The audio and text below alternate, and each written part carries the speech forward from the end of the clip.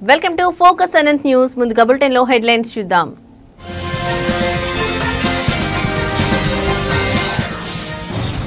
Telangana group 1 వివాదంలో కీలక మలుపు. సింగిల్ బెంచ్ తీర్పును డివిజన్ బెంచ్ లో అప్పీల్ చేసిన టీజీపీఎస్సీ.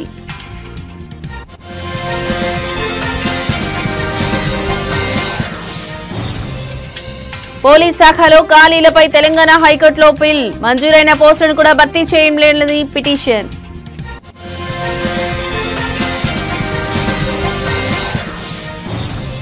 తెలంగాణ రాజ్యాధికార పార్టీని ప్రకటించిన తీన్మార్ మల్లన్న. ఎరుపు ఆకుపచ్చ రంగులతో జెండా ఆవిష్కరణ.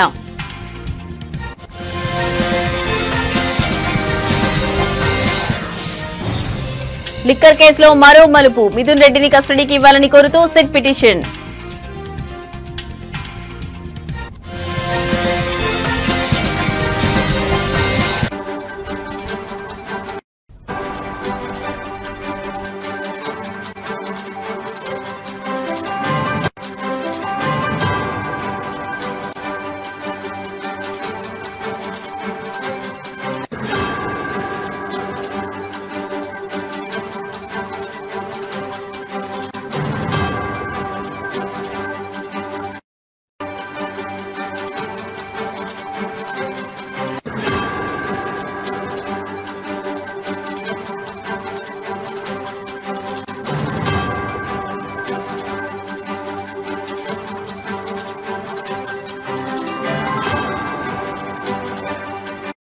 రైట్, ఇక బ్రేకింగ్ న్యూస్ చూస్తున్నాం. తెలంగాణ గ్రూప్ 1 వివాదంలో కీలక మలుపు చోటు చేసుకుంది. కొన్ని రోజుల క్రితం తెలంగాణ హైకోర్టు గ్రూప్ 1 పిటిషన్లను కొట్టివేసి సంచలన తీర్పునిచ్చిన విషయం తెలిసిందే.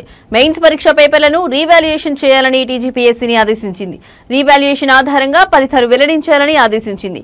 సాధ్యం కాకపోతే ఈ పరీక్షలు మళ్లీ నిర్వహించాలని పేర్కొంటూ మెయిన్స్ మెరిట్ లిస్ట్ ను హైకోర్టు రద్దు చేసింది. దీంతో తెలంగాణ పబ్లిక్ సర్వీస్ కమిషన్ ఈ నిర్ణయాన్ని సవాల్ చేస్తూ హైకోర్టు డివిజన్ బెంచ్ లో అప్పీల్ చేసింది. సింగిల్ బెంచ్ ఇచ్చిన ఈ తీర్పు పరీక్షా ప్రక్రియను మరింత ఆలస్యం చేస్తుందని, అభ్యర్థులకు అన్యాయం జరుగుతుందని టీజీపీఎస్సీ వాదిస్తోంది.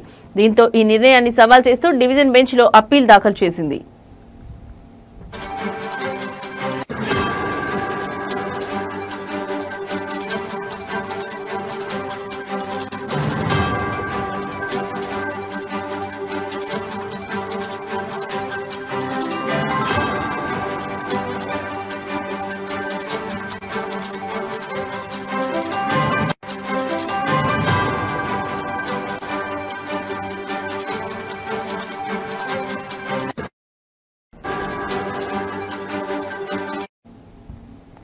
మూల్యాంకనంలో అక్రమాలు జరిగాయని, పరీక్షలు రద్దు చేయాలని కొందరు అభ్యర్థులు హైకోర్టులో పిటిషన్ దాఖలు చేశారు. 2023 అక్టోబర్ 21 నుంచి 27 వరకు జరిగిన గ్రూప్ 1 మెయిన్స్ పరీక్షలకు 21,000 మంది విద్యార్థులు హాజరయ్యారు. ఆ పరీక్షల ఫలితాలను టీజీపీఎస్సీ ఈ ఏడాది మార్చి 10న విడుదల చేసింది. ఈ ఫలితాల్లో అభ్యర్థులకు వచ్చిన మార్కులపై అనేక అనుమానాలు తలెత్తాయి. పరీక్షల్లో జెల్ పెన్నులు వాడడం, కోటి మహిళా కాలేజీలో పరీక్ష రాసిన అభ్యర్థులు ఎక్కువ మంది సెలెక్ట్ కావడం, తెలుగు మీడియం అభ్యర్థులు తక్కువగా ఎంపిక కావడం, కేవలం 2 సెంటర్ల నుంచే టాపర్లు ఉండడం తదితర అంశాలపై పలువురు అభ్యర్థులు కోర్టును ఆశ్రయించారు.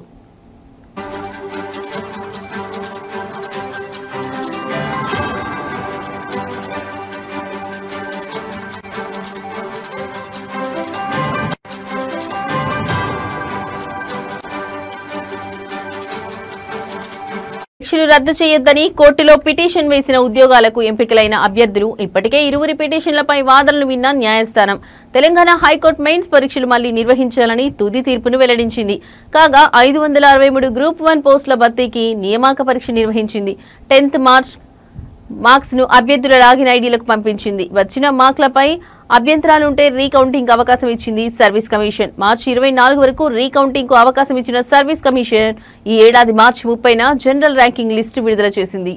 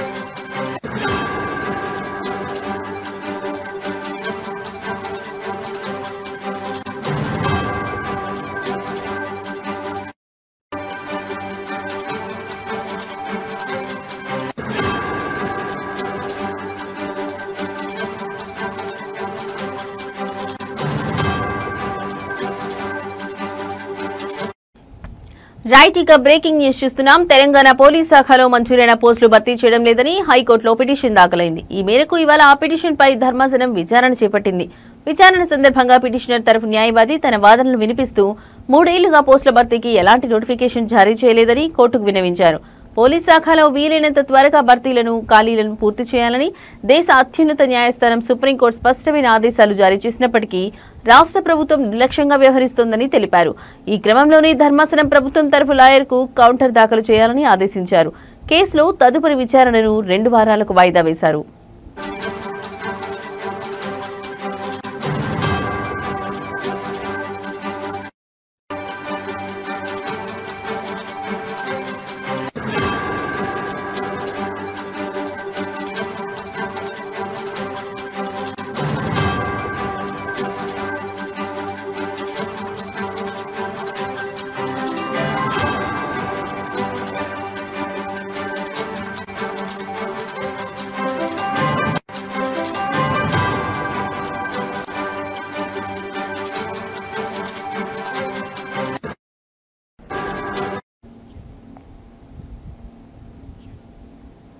రైట్ ఇక బ్రేకింగ్ న్యూస్ చూస్తున్నాం. తెలంగాణ పోలీస్ శాఖలో మంజూరైన పోస్టులు భర్తీ చేయడం లేదని హైకోర్టులో పిటిషన్ దాఖలైంది.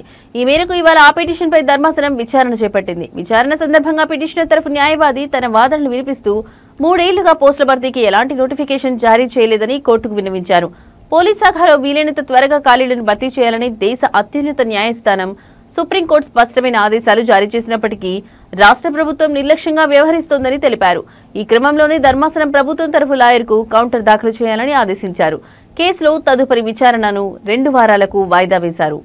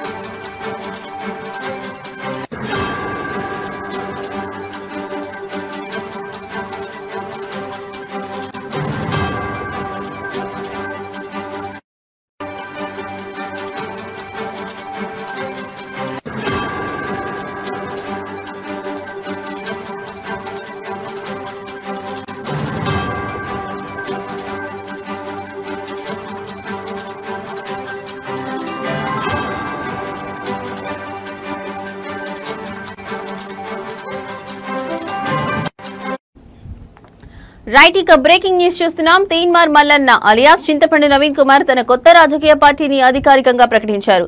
తన పార్టీకి తెలంగాణ రాజ్యాధికార పార్టీ అనే పేరును ఖరారు చేసినట్లు వెల్లడించారు. ఈ మేరకు హైదరాబాద్ బంజారాహిల్స్ లోని తాజ్ కృష్ణ హోటల్లో నిర్వహించిన ఒక కార్యక్రమంలో ఆయన పార్టీ పేరు జెండాను ఆవిష్కరించి ప్రజల ముందుకు తెచ్చారు.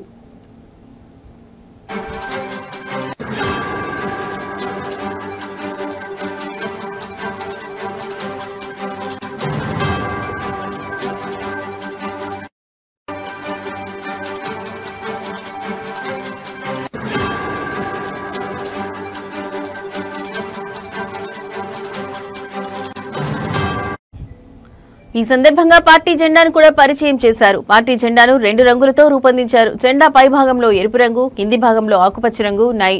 జెండా మధ్యలో కార్మిక చక్రాన్ని దాని నుంచి పైకి లేస్తున్నట్లుగా పిడికిలి బిగించిన మానవుడి చేతిని చిహ్నంగా పొందుపరిచారు. ఈ చిహ్నానికి ఇరువైపులా 2 ఆలివ్ ఆకులను చేర్చారు. జెండాపై ఆత్మగౌరవం, అధికారం, వాటా అనే నినాదాన్ని ముద్రించారు.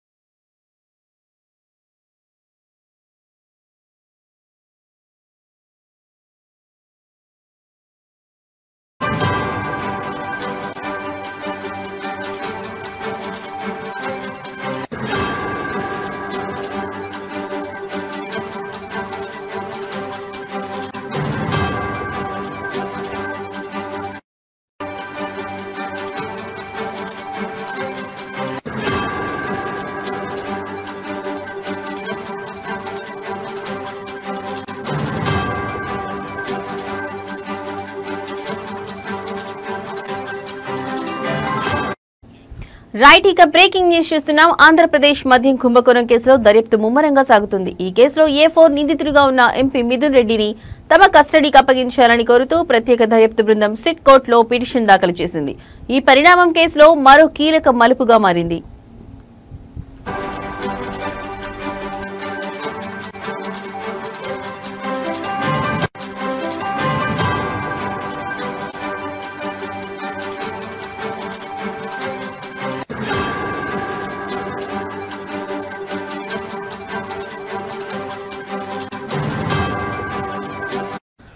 మద్యం స్కామ్ కు సంబంధించిన కీలక సమాచారం రాబట్టేందుకు మిథున్ రెడ్డిని 5 రోజుల పాటు తమ విచారణకు అనుమతించారని సిట్ అధికారులు తమ పిటిషన్లో పేర్కొన్నారు. ప్రస్తుతం ఆయన రాజమండ్రి సెంట్రల్ జైల్లో జ్యుడిషియల్ రిమాండ్లో ఉన్న విషయం తెలిసిందే.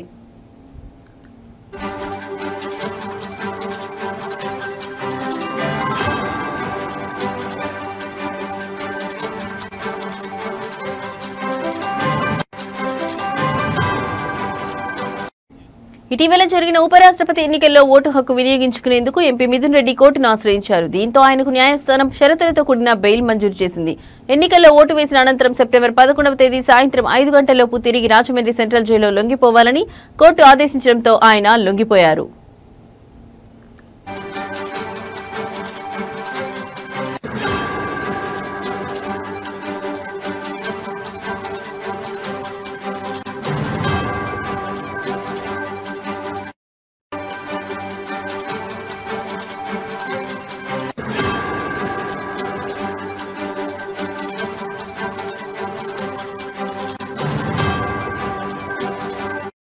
మరోవైపు ఇదే కేసులో నిందితులుగా ఉన్న ఐఏఎస్ విశ్రాంత అధికారి ధనంజయ రెడ్డి, మాజీ సీఎం జగన్ కు ఓఎస్డీగా వ్యవహరించిన కృష్ణమోహన్ రెడ్డి, గోవిందప్ప, బాలాజీలకు కోర్టు గతంలోనే షరతులతో కూడిన బెయిల్ మంజూరు చేసింది.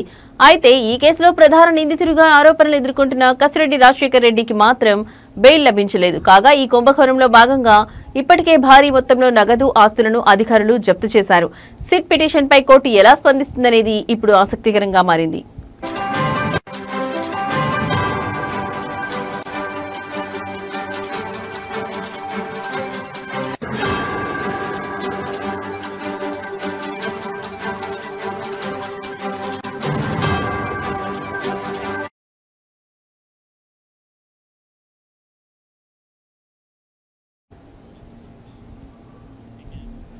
తెలంగాణ సాయుధ రైతాంగ పోరాటం గురించి మాట్లాడే అర్హత బీజేపీ పార్టీకి లేదని సిపిఐఎం పార్టీ రాష్ట్ర కార్యదర్శి వర్గ సభ్యులు ఎండి జహంగీర్ అన్నారు. నారాయణపురం మండలం గుడిమల్కాపురం మన్నే బక్కారెడ్డి స్తూపం వద్ద నిర్వహించిన తెలంగాణ సాయుధ రైతాంగ పోరాటంలో ఆయన ఈ వ్యాఖ్యలు చేశారు. ఈ సందర్భంగా జహంగీర్ మాట్లాడుతూ సెప్టెంబర్ 17వ తేదీన తెలంగాణలో 3 రాజకీయ శక్తులు వేర్వేరుగా నిర్వహిస్తున్నాయని, కానీ నిజమైన చరిత్ర కమ్యూనిస్టులేదని అన్నారు.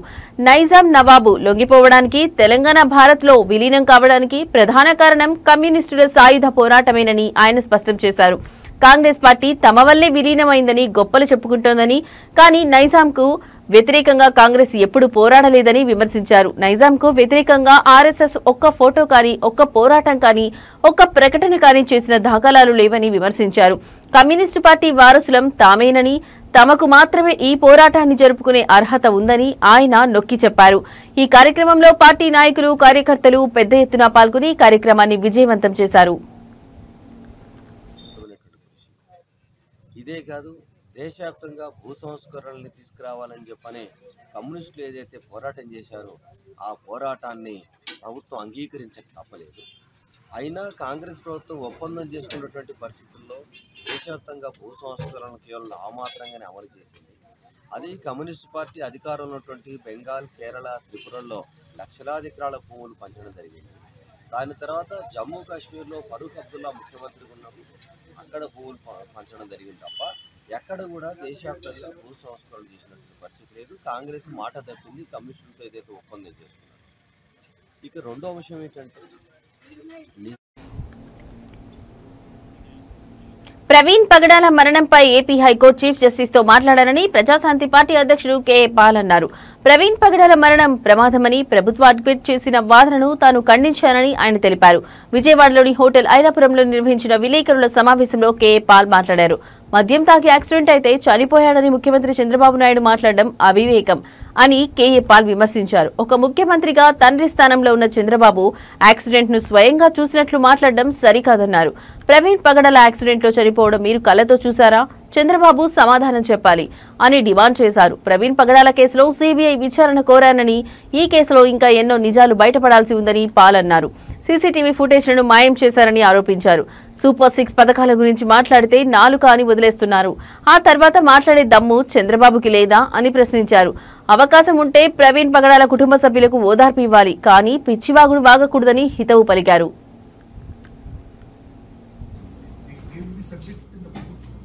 Yes, I want that to be submitted in the court. There is third kind of investigation, CBI investigation, private investigation. There are so many options. When the chief minister is saying he is drunk without finalizing the report, it is contempt of court, prejudice. Chief minister is the one accused here.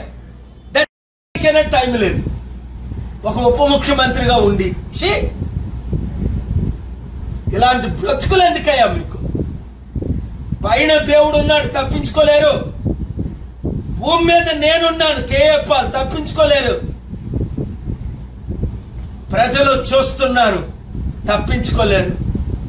Each one reach 10, each one reach 100, each one reach 1000.